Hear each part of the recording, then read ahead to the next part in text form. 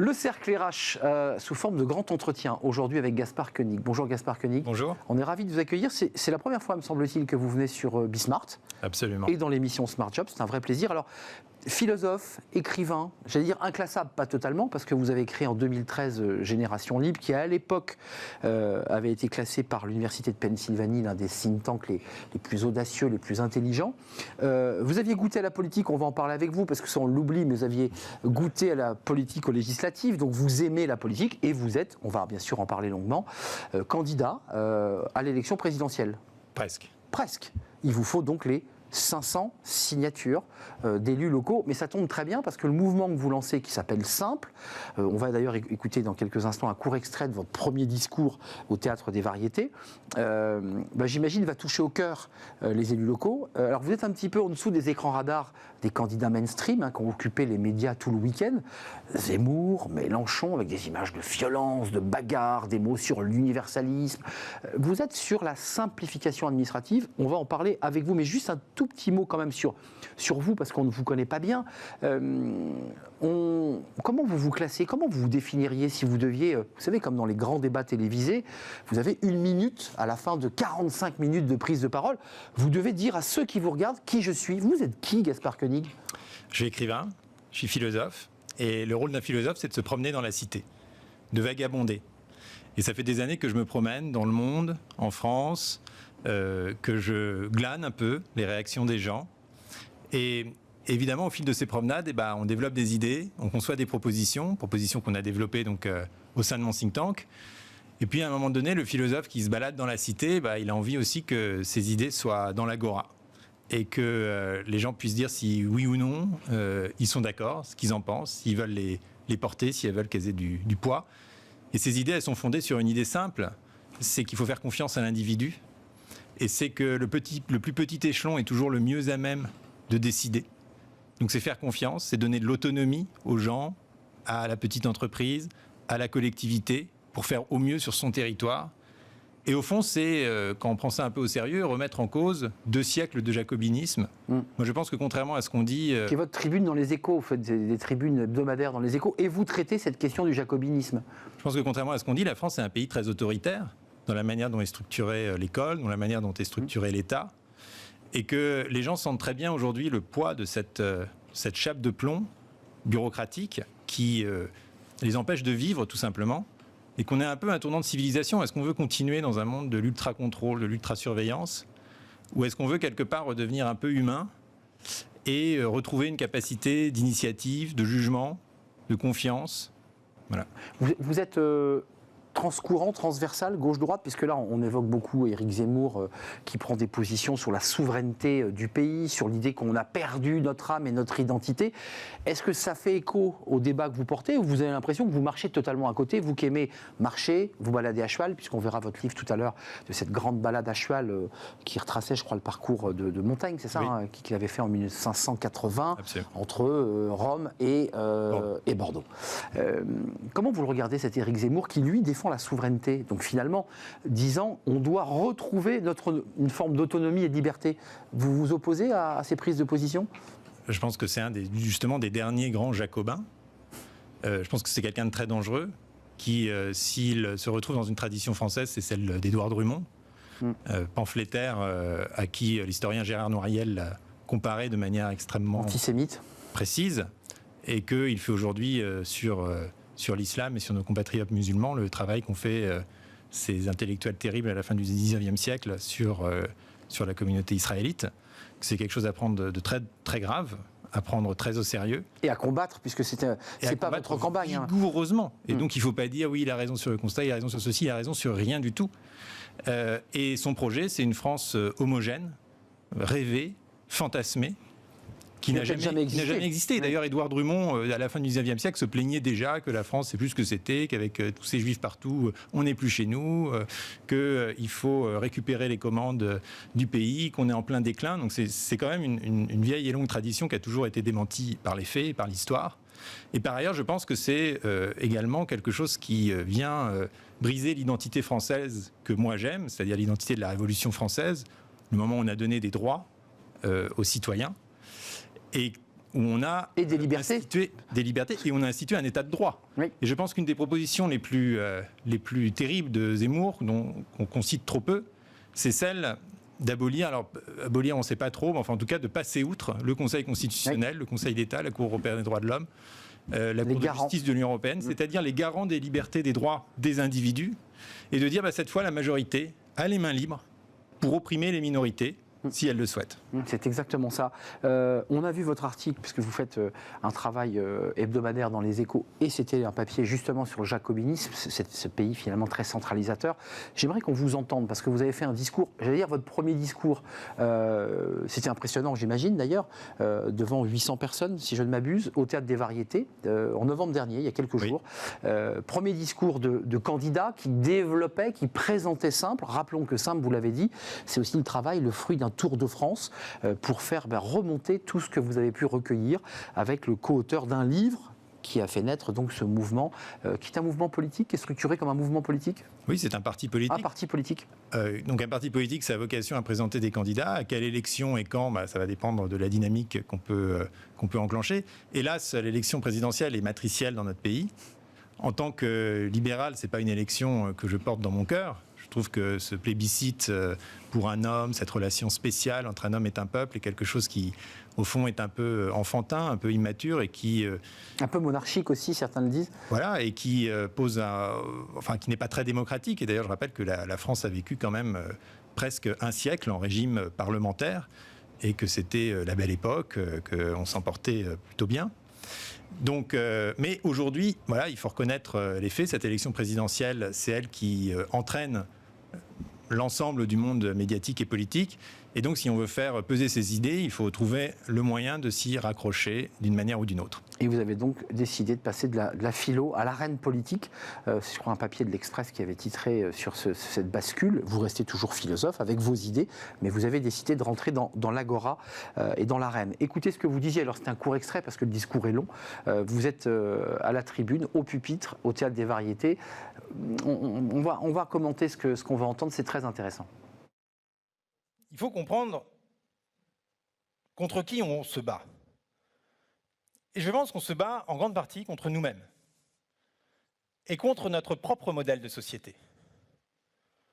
Parce que notre modèle de société reste très ancré dans une tradition jacobine, verticale, centralisatrice. Et que proposer la simplification, c'est mettre en cause ce paradigme multiséculaire.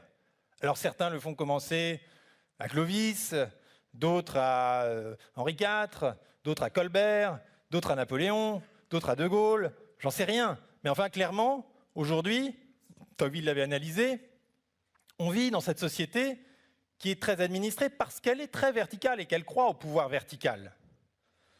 Et je pense que ça se voit un peu dans tous les secteurs de la vie en société. On est à peu près le seul pays qui nomme les fonctionnaires des serviteurs de l'État. Ils en sont fiers, ils servent l'État, mais ils ne servent pas l'État. Ils servent les citoyens. J'ai envie de reprendre le début, c'est vos références aux philosophes, mais les serviteurs de l'État. Vous démontez cette expression, et c'était alors utilisée par tous les candidats de gauche et de droite. Nous avons besoin d'une fonction publique structurée et des serviteurs de l'État. Vous dites, non, ils ne servent pas l'État. C'est les citoyens qu'ils devraient servir. Et implicitement, vous dites qu'ils ne les servent pas. Ou mal. Oui, mais justement... moi, je ne suis pas du tout pour réduire, par exemple, les effectifs de la fonction publique. Mais je pense que les fonctionnaires eux-mêmes sont très malheureux de servir l'État. Eux, ils veulent servir les gens. Et aujourd'hui, si leur métier perd leur sens, c'est parce qu'ils passent leur journée à remplir de la paperasse pour se justifier auprès de leurs supérieurs. Et ce principe d'autonomie que je défends, que ce soit pour les citoyens ou pour les entreprises, il s'applique aussi à la fonction publique. Et une des propositions que nous faisons dans ce manifeste, Simplifions-nous la vie, c'est de créer des maisons du citoyen, qui seraient des sortes de super maisons France Service, partout sur le territoire, avec des fonctionnaires, des agents publics, qui seraient là pour permettre aux gens non seulement pour faciliter leur démarche, mais pour valider aussi leurs initiatives, mais qui auraient, c'est ça la grande différence par rapport au système actuel, un pouvoir décisionnaire, au plus petit échelon. Et donc c'est comme les entreprises qui essayent de donner de l'autonomie à leurs équipes. Ben là, c'est pareil, c'est le même principe. Vous dites l'administration, au lieu de libérer, au lieu de faciliter, vous l'évoquez à travers cette grande maison de l'administration, finalement, elle cadenasse, elle empêche la création d'énergie. Il y a quand même on va revenir ensuite sur votre programme très, très précis, parce qu'il y a aussi des mots et des propositions sur la fiscalité, on va en parler. Il y a quand même quelques présidents qui ont nommé des commissions pour simplifier. Alors, Éric Deligé, qui était un sénateur UMP, on a eu Thierry Mandon, qui a été secrétaire d'État en charge de la simplification. On a eu Lambert, qui a été ministre à l'époque, je crois, du budget et qui avait en charge la simplification. Et à chaque fois, ces hommes politiques, élus, ministres, se sont heurtés à un mur. Comment on fait concrètement? Parce qu'il faut 2 siècles pour détricoter un empilement, pour ne pas dire un maquis. Comment on fait? Comment on peut faire? Alors déjà, nous, notre constat, c'est que c'est le premier problème de la France et des Français, c'est la question de la complexité normative, c'est-à-dire administrative, mais qui peut aussi venir du secteur privé et qui reflète un rapport de pouvoir. Cette complexité, elle advient parce qu'on veut emprisonner les gens, au fond, dans une cage d'acier où, comme disait, pour reprendre l'expression de Max Weber, premier sociologue de la bureaucratie, où véritablement l'ensemble de votre vie est contrôlé, surveillé, et où on vous demande constamment, et on en a la belle illustration aujourd'hui avec le pass sanitaire, des attestations, des certificats, pour simplement vivre votre vie d'être humain. Et c'est vraiment un choix de civilisation, parce que si on continue dans cette voie, je pense qu'on sera une société qui refusera entièrement le risque, mais qui sera aussi une prison à ciel ouvert. Maintenant, comment on fait? Parce qu'effectivement, c'est un très vieux constat. Montaigne disait lui-même, il y a plus de lois en France que dans le reste du monde. Bon. On l'a fait une fois dans notre histoire. C'est sous le consulat avec Napoléon Bonaparte qui avait demandé à un certain nombre de juristes, dont Jean-Marie Étienne Portalis, dont nous faisons un peu notre héros, c'est pour ça que notre projet s'appelle Projet Portalis, non pas de supprimer les normes inutiles, parce que ça c'est ce qu'on fait depuis 50 ans et ça ne marche pas, et on n'y arrive pas, mais de garder les normes utiles. Ça n'a rien à voir comme démarche. Et donc il leur a demandé à ces gens-là, mais c'est même pas de dégraisser, c'est de réécrire la loi, c'est de réécrire les codes à droit constant, c'est-à-dire sur la base de ce qui existait, sans réinventer la roue, mais en réécrivant tout et en dégageant les grands principes fondamentaux. Donc ça veut dire et en notant le reste. Vous devenez président de la République parce que c'est quand même une ambition que vous portez, vous allez chercher des signatures, vous allez parler à des élus qui évidemment écouteront d'une oreille très attentive vos arguments. Vous faites quoi en arrivant? Vous créez des commissions par thématique, puisqu'on parlera du Code du travail, vous en parlez beaucoup. Et ces commissions seront chargées de réécrire et de restructurer finalement ce qui structure nos vies. Voilà, moi je pense que passer un certain nombre d'années dans un quinquennat à faire moins plutôt que plus, c'est ce qui serait de plus utile pour le pays et ça résoudrait énormément de problèmes. On peut parler de sécurité, on peut parler d'agriculture, on peut parler d'environnement, on peut parler de plein de choses, ça a des impacts sur l'ensemble des politiques publiques. Et donc effectivement, c'est une ambition qui est à la fois extrêmement radicale et assez modeste. Assez modeste parce que ça se fait à budget zéro, avec un peu de jus de cerveau. Exactement. Et en même temps très radicale parce que ça remet en cause tout notre édifice juridique. Et la méthode que nous proposons, qui est donc la méthode Portalis, c'est que cette volonté politique soit donnée au plus haut niveau. C'est bien pour ça qu'il faut passer par le système de l'élection présidentielle. Et que 2, effectivement, code par code, il y a à peu près 75 codes en France qui régissent notre vie en société. J'ai évoqué le Code du travail, mais il y en a plein d'autres. Code par code, le Code du travail est un bon exemple, puisqu'Antoine Lioncan et Robert Badinter, on avait extrait 61 principes qui faisaient 4 pages, qui étaient intelligibles et compréhensibles. Évidemment, c'était intelligent, mais plus personne s'en sert. Personne s'en sert parce que le reste est resté en vigueur. Donc du coup, ça a une valeur pédagogique ou illustrative. Mais nous, ce qu'on propose, c'est de faire cet exercice sur l'ensemble des codes, et après de dire, voilà, on garde que ça. On garde que les grands principes. Tout le reste, on enlève. Et imaginez ce moment. Vous aurez, mettons, au bout de 2 ans de travail, avec des juristes, avec les parties prenantes dans les différents secteurs, vous aurez un livre qui fera environ 5000 principes, qui sera écrit en bon français, qu'on pourra donner à tous les foyers du pays. Oui, en bon français, oui.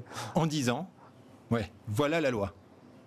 Compréhensible, intelligible et donc protectrice. Et donc protectrice, parce que quelque chose que vous comprenez, vous pouvez vous en prévaloir. Et on parle du Code du travail. Mais aujourd'hui, un employé ou un ouvrier qui est maltraité par son employeur, il doit constamment passer par un intermédiaire pour être protégé. Il doit passer par le syndicat, le parti politique, le ou juriste. Un avocat parfois. Voilà. Et à l'inverse, le juriste d'entreprise va trouver toutes sortes de ficelles pour l'entraîner là où il souhaite arriver. Il y a un débat de justice sociale.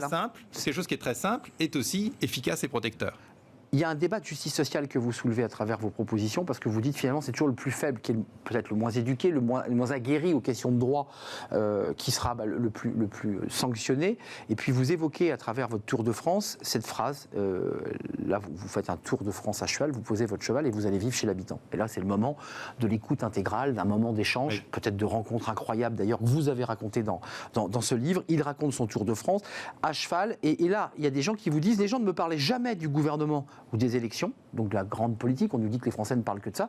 Vous dites non, mais tous les soirs, ils me parlaient de leurs problèmes avec la DRAC, donc c'est la direction des affaires culturelles, de la DREAL, direction régionale de l'environnement, de l'aménagement et du logement, du PLUI, le plan d'urbanisme qui agace les maires, le formulaire CERFA, l'opérateur télécom, vraiment tous les soirs. Ça, c'est passionnant, parce que les candidats mainstream essaient de focaliser cette élection sur des grands sujets, mais vous dites, mais les Français, en fait, ne parlent pas de ça.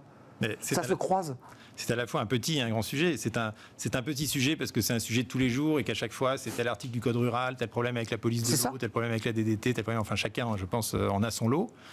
Et dans le Tour de France que j'ai fait, alors là non plus à cheval, mais avec mes équipes pour structurer le mouvement, on a été reçus dans une trentaine de départements différents et à chaque fois, on faisait des réunions avec les maires, les associations. Donc vous notiez évidemment... Et on notait, et à chaque fois, c'est un peu comme les alcooliques anonymes, il y a 15 personnes autour de la table, il y en a un qui parle d'un problème avec telle administration ou avec d'ailleurs telle compagnie. Et chacun vide son sac. Chacun vide son sac et là, vous vous apercevez de l'ampleur du sujet et de toute l'énergie gâchée.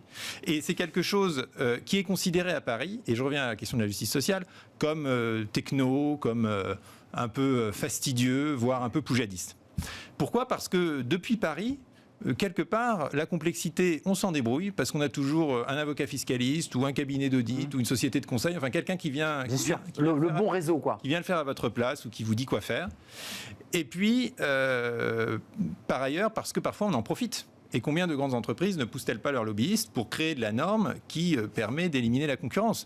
Aujourd'hui, le petit artisan plombier chauffagiste n'arrive plus à suivre le rythme de production du formulaire CERFA. Et donc il est condamné à quoi ? Il est condamné à se faire embaucher. Ça, je l'avais vu en Mayenne, notamment, avec les représentants de cette profession. Il est obligé de prendre quelqu'un ? Mais non, il est obligé de se faire embaucher dans une grosse boîte qui, elle, a l'admin, le juridique, le secrétariat. Et quitte sa boîte. Et donc, vous voyez, ça a un effet économique de concentration qui est très fort et ça nous fait vivre dans un monde où, au fond, il y a des grandes entreprises qui sont ceinture et bretelles, qui arrivent à gérer toute cette complexité et où tout ce qui est un peu individuel, mais même d'un point de vue associatif, est complètement écrasé par ce mur normatif. Donc il faut une décision politique forte et il faut surtout que celui qui sera élu y croit. Est-ce qu'il y a des candidats, avant qu'on parle de vos propositions en matière de fiscalité, là aussi ce sont des propositions importantes, est-ce qu'il y a des candidats qui vous disent oui, vous avez raison Gaspard Koenig, c'est une thématique que je n'évoque pas, mais qui me semble essentielle? Ou est-ce que pour l'instant on vous regarde comme ça un petit peu de haut en disant mais qu'est-ce que nous raconte Gaspard Koenig? Mais tous le disent depuis Pompidou. C'est ça. Chaque président de la République il le dit il faut simplifier parce que ça ne mange pas de pain. Et ça arrive toujours au bas de la pile. Quand on a fait tout le reste, qu'on a rajouté plein de couches de bureaucratie dans le pays, on dit ça. Ah oui, et puis par ailleurs. Et en plus, il faudra simplifier. Alors Giscard parlait de la marée blanche de la paperasse, Mitterrand parlait de la paperasse qui grignote. Enfin, chacun en a parlé, chacun a fait une commission. C'est une petite expression, ouais. Comme vous l'évoquez. Et aujourd'hui, tous les candidats vont sans doute dire que oui, il faut simplifier. On entend déjà cette petite musique qui se met en place. Mais la question, c'est quelle est la méthode que vous proposez et jusqu'où êtes-vous prêt à aller? Nous, on considère que si on suit ce projet Portalis, on divise par 100 le nombre de normes en France. Donc non seulement on met fin à l'inflation normative, mais en fait on crée une société nouvelle où on fait beaucoup plus confiance à l'acteur de terrain. On compromet entre les parties pour trouver leur propre arrangement adapté à leur environnement avec une forme d'équité qui est supérieure au fond à l'égalité qui vient du haut. Mais c'est une société complètement différente. C'est une société où on fait confiance à l'autonomie locale. C'est une société où les régions, les collectivités reprennent une existence propre. C'est une société où les établissements scolaires vont décider de leur propre mode de fonctionnement. C'est une société où les voisins, quand ils ont une querelle, vont aller devant des médiateurs pour régler leurs questions de haies, d'aboiement de chiens, ce qui commence à se faire d'ailleurs et c'est heureux. C'est une société où ce principe de confiance se généralise, alors qu'aujourd'hui, depuis de Perfit à Cahuc et Algan, on sait qu'on vit dans une société de défiance et pour moi c'est le problème numéro 1 plus que jamais en ce moment de ce pays. Voilà. Avant de nous quitter, parce que je veux qu'on parle fiscalité, là vous avez des propositions concrètes sur des baisses d'impôts, sur l'idée que à la fois les entreprises sont très taxées mais en même temps très aidées, ça c'est un sujet fondamental aussi. c'est quoi? Il y a une main invisible de la norme, parce qu'il y a à la fois la norme administrative, vous l'évoquiez, c'est-à-dire qu'on vote des lois à l'Assemblée, on fait des décrets qui chaque jour viennent en pousser un autre, viennent parfois les contredire, et puis je découvre quand même que l'entreprise privée génère sa propre bureaucratie. Complètement. David Graeber, le grand anthropologue de la bureaucratisation, dit bien que ce phénomène concerne à la fois le secteur public et l'entreprise privée, qui a les mêmes logiques, qui produit de la norme pour se protéger.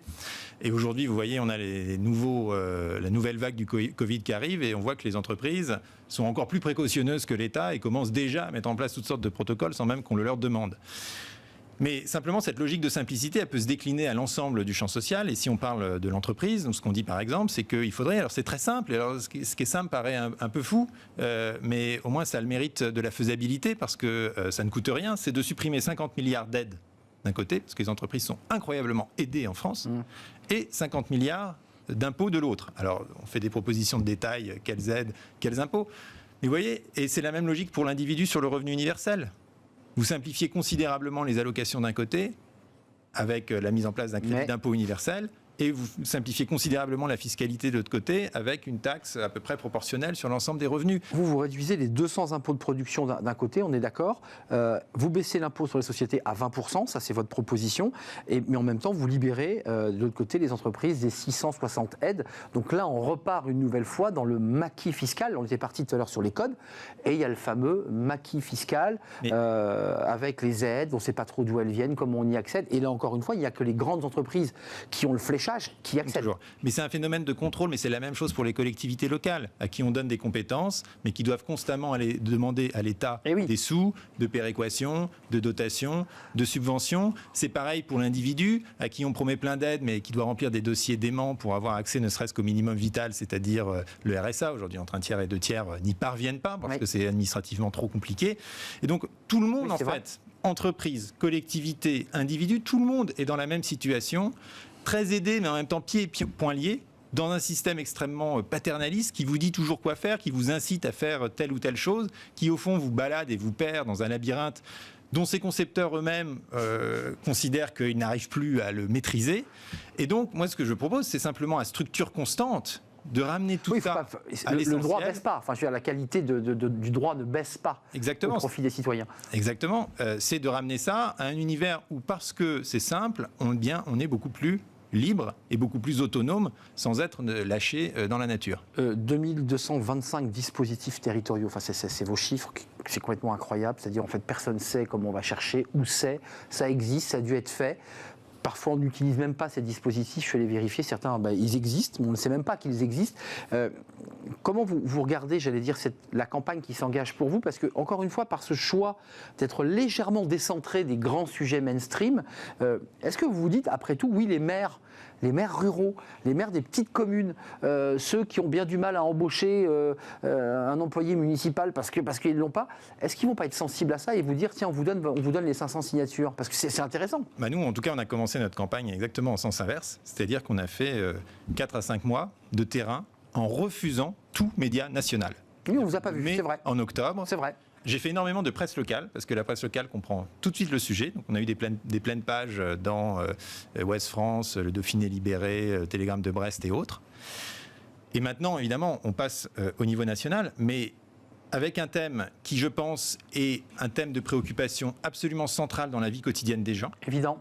Même si les sondeurs ne posent pas la question de cette manière, quand on les fréquente et qu'on les écoute sans biais, c'est ça qu'ils vous disent. Mais qu'ensuite, à travers ce thème, qui est un thème très concret, donc très palpable, très compréhensible par tout le monde, on touche l'ensemble de l'organisation de notre vie sociale, et on peut faire, tout en se reconnaissant dans le vaste espace politique central, disons, des propositions extrêmement radicales. On n'est pas obligé d'être centriste et mou. Et concrète. Quand même, pour la DREAL, pour la DRAC, tous ces gens-là, toutes ces institutions, quand on connaît un petit peu la vie des préfectures ou de ces institutions, elles sont composées de centaines de collaborateurs qui sont tous dévoués, qui croient beaucoup à ce qu'ils font. Est-ce qu'il y a comme ça une forme d'inertie à l'intérieur même de ces services, de gens qui, après tout, disent « moi, je l'ai fait, je colporte, et finalement, ça n'avance pas, ça patauge, quoi. » Et vous savez, j'ai reçu, par exemple, des mails de gens de la DREAL qui me disent « Mais vous avez complètement raison. Produire une norme, c'est toujours un constat d'échec. Et on n'est pas heureux de faire ça. » J'ai reçu des mails des gens qui sont dans le système hospitalier, dans le système éducatif, qui nous disent tous la même chose. Donc, c'est avec la fonction publique qu'il faut faire ce genre de réforme. C'est évidemment pas avec contre eux, elle. donc. C'est évidemment pas contre elle. L'administration française reste légitimiste, compétente, non corrompue, capable donc de se réformer. Profitons-en. Parce qu'aujourd'hui, au sommet de la hiérarchie, au Conseil d'État, on vous dit quoi? On vous dit la même chose. Le Conseil d'État fait un rapport tous les 5 ans disant l'inflation normative est soutenable. Ouais. Ça met Sans compter les présidents de l'Assemblée, je pense à Jean-Louis Debré qui hurlait contre l'inflation normative. Voilà, ça met en cause l'état de droit, etc. Bon, ça continue et année après année, ils disent. C'est vrai. Alors maintenant, ils en sont réduits à faire une sorte d'observatoire de l'inflation normative pour le Donc chiffrer. on observe. Et effectivement, ça continue à augmenter. Bon. Les fonctionnaires de terrain, les profs, les policiers, les gens du système hospitalier, ils vous disent exactement la même chose. Toutes les émissions sur la crise de l'hôpital, c'est on n'en peut plus remplir la paperasse. C'est exactement ça. Considérer qu'il y ait des différences de statut entre infirmiers, assistants, médecins, machin. On voudrait quelque chose de plus souple, de plus flexible, de plus décentralisé. Et la grande machine administrative elle-même, il y avait eu un article très intéressant il y a 1 mois et demi dans Le Monde, une grande enquête qui montrait que les fonctionnaires étaient en crise morale parce que leur métier perdait du sens. Leur sens, c'est de rendre service aux gens sur le terrain. C'est pas de servir justement cette mystérieuse entité qui serait l'État. Une sorte de main invisible comme ça qui déciderait de tout. Et donc encore une fois, moi je propose pas de réduire le nombre de fonctionnaires, je propose de redonner du sens à leur fonction parce que c'est pas étonnant si David Graeber qui parle de bureaucratisation est aussi celui qui parle de bullshit jobs. Et vous n'êtes pas heureux quand vous faites un bullshit job. Certains sont dans les bullshit jobs. Et en fait, le bullshit job, c'est la paperasse. C'est ça. C'est mettre en place des grilles inapplicables et avoir en face qui remontent à l'étage du dessus, que personne ne lit. Et avoir en face de vous des gens désemparés qui disent mais moi je rentre pas dans la case, je me mets où? Et être obligé de leur dire on ne sait pas trop, on est désolé, c'est le système, c'est comme ça. C'est-à-dire ça rend personne heureux ce genre de choses. Kafka. Voilà. Et donc, redonner du sens à tout ça, redonner du sens à ces métiers, c'est aussi au cœur du projet de Simple. Je voulais pas qu'on oublie, parce que je ne l'ai pas présenté au début, simplifions-nous la vie. Ça, c'est la matrice, c'est la réflexion, c'est cette espèce de tour de France que vous avez fait, des cahiers de doléances Voilà. de la bureaucratie parfois un peu lamentable, à l'Observatoire, édition de l'Observatoire que vous avez coécrit avec Nicolas Gardère, qui est un peu votre base programmatique. Et puis, si j'ai bien compris, vous allez commencer à déployer vos ailes, après avoir fait ce tour de France, pour présenter au niveau national et peut-être vous affronter à des challengers qui vont vous challenger, c'est le cas de le dire, sur vos idées, bien entendu. Puis je voulais, avant qu'on se quitte, regarder les quelques livres que vous avez écrits, parce que ce livre sur le Tour de France à cheval, je voulais qu'on le voit. Alors, simplifiez-nous la vie. Il y a Notre vagabond de liberté, j'adore ce titre, et L'enfer, toujours à l'Observatoire, mais Vagabond de liberté, c'est ce grand voyage à cheval qui vous a pris combien? 2 ans? Alors 2 ans en tout, mais 5 mois de voyage lui-même. Et le titre, s'il est si joli, c'est parce qu'il est emprunté à Montaigne. C'est ça. Et je ne l'ai pas dit parce que ce n'était pas le sujet, mais vous avez été aussi pris dans un blockbuster américain parce que vous ressemblez à Ted Kennedy, il faut quand même le préciser. Ça peut vous aider dans la campagne présidentielle. Ben oui, ça peut servir, c'est très important. Merci Gaspard Koenig, Génération Libre. Et aujourd'hui, donc, votre parti politique Simple. Vieplussimple.fr. Voilà, et vieplussimple.fr avec évidemment la possibilité pour les maires, parce que ça sera aussi l'intérêt pour vous d'avoir ces 500 signatures. Vous êtes sur le terrain avec vos équipes. Merci de nous avoir rendu visite. Merci pour votre première visite dans Smart Job. La fin de notre programme, c'est Fenêtre sur l'emploi, c'est tout de suite. C'est l'intérim 100% digital. On en parle.